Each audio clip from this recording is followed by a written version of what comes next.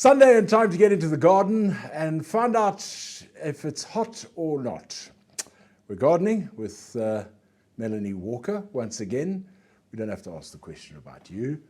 We know the answer to that. Yes, you. We're talking about chilies.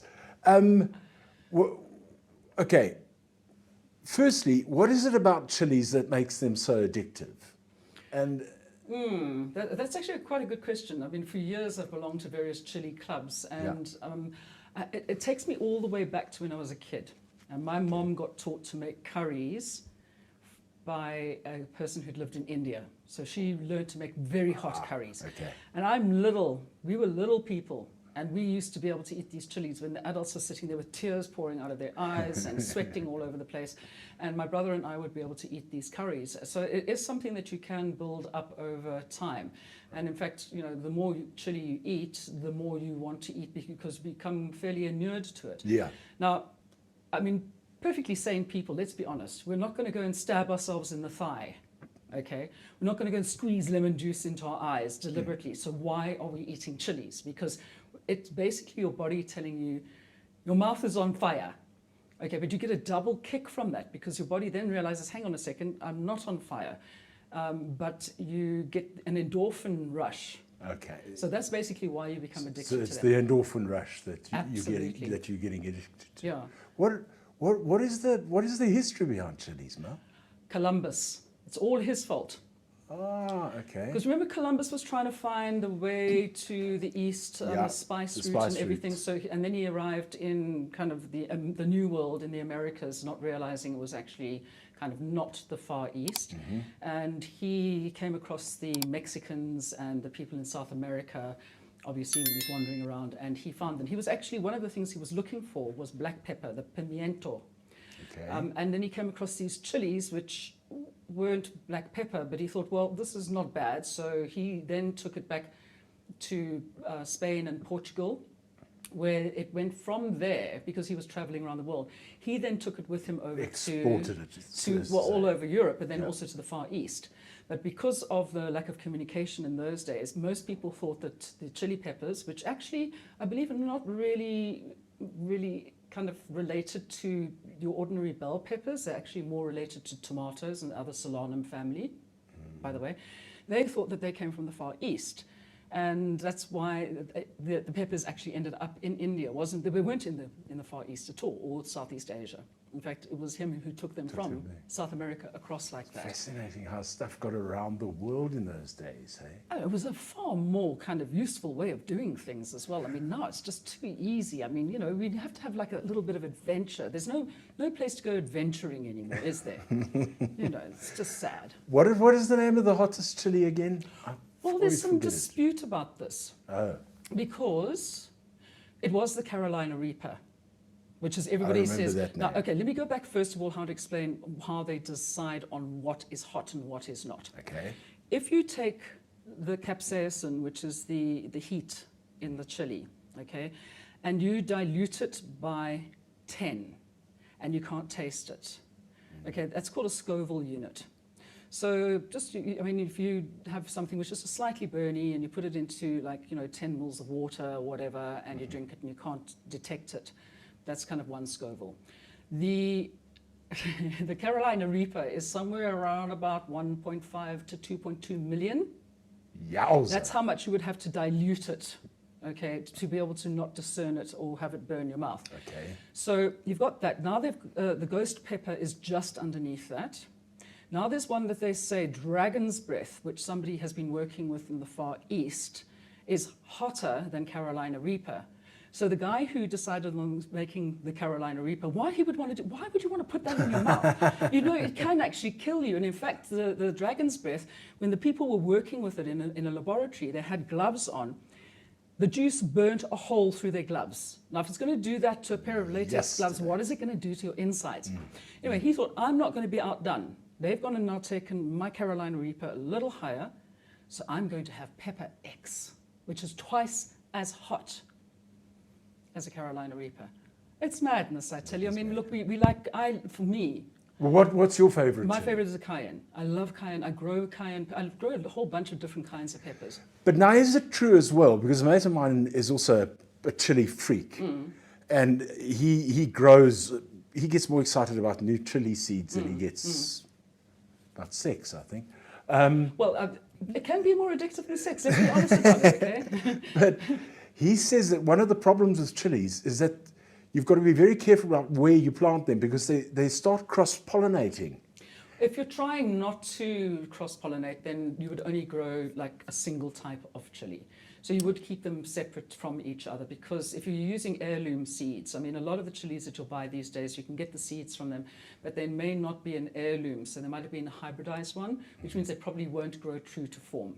Okay. So if you buy, I grow cayennes and I grow, we're not allowed to call them pepper dews because pepper dew is actually a registered trademark. So what you grow is a sundew pepper, which are also pretty hot. And mine, I just leave it, and every year, this is now the 4th year, it produces, and it's about how tall? It gets up to about 1.5 meters tall, and it's just covered in these wonderful chilies. Chilies, are they easy to grow?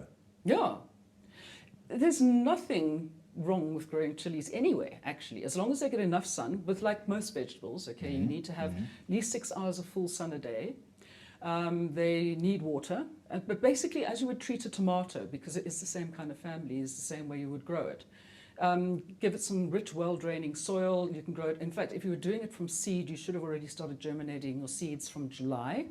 But you can buy seedlings now, and I know that most good garden centres have actually got really good, a range of the various kind of chilies that you can get in seedling form. But you can also order all the hotter ones online, and you can actually put them into a germination thing. But be careful when you're planting them out. So now is the time where you should be actually planting your chilies, the seedlings, that is. And the whole thing is that chilies are actually quite good for you. And one of the reasons why people started eating them back in the past wasn't because they thought, oh, peppers, let's make it hot. It's because they believed that it also killed off any germs and stuff. So in fact, it was seen as a health supplement. It would, if the food was slightly going off, this would actually then mitigate the offness of whatever food they were put on. So that's why chili biltong is so nice. Yum.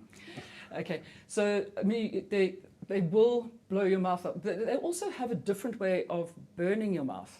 Some chilies will get you just on the front of the tongue. Some of them will get you in your whole mouth, and some of them will get you on the back of your tongue.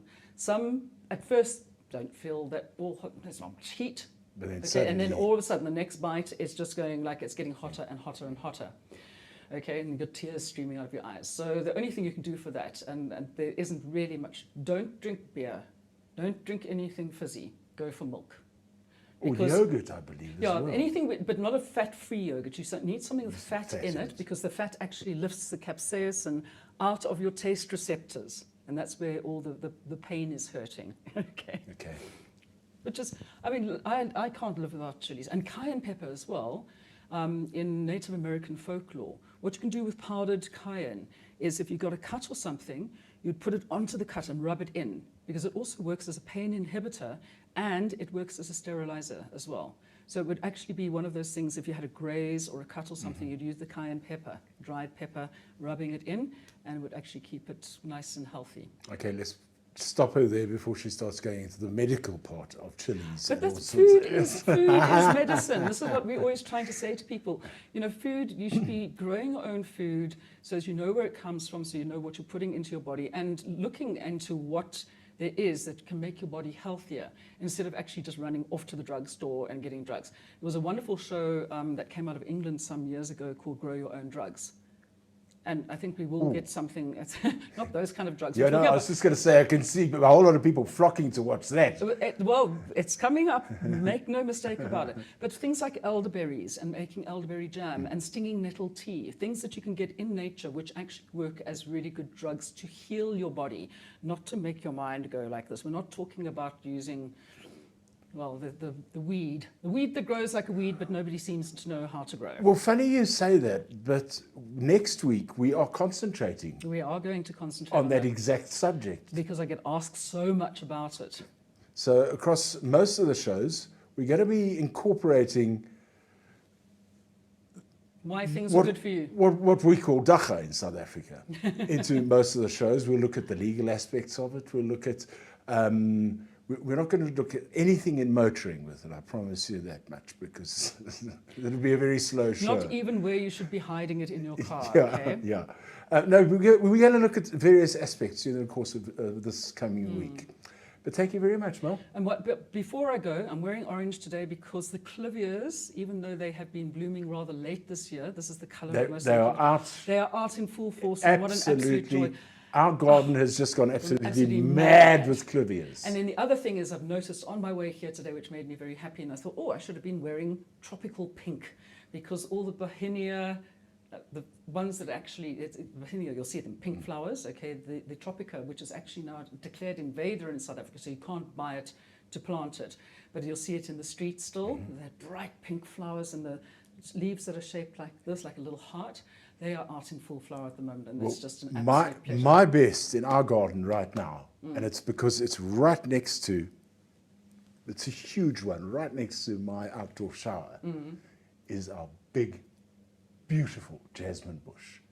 The pink one. In the evenings, it's just, The you stand pink in an jasmine, outside shower and it's just this waft of smell. And that's jasminum. Which jasminum is it? Not multipartitum, that's the South African one. Sorry, I'm allowed to have, we're getting older. We have to remember. Mel Walker, thank you very much. Thank you, and we'll catch you next week. Good one. Ciao, ciao. Bye-bye, everybody.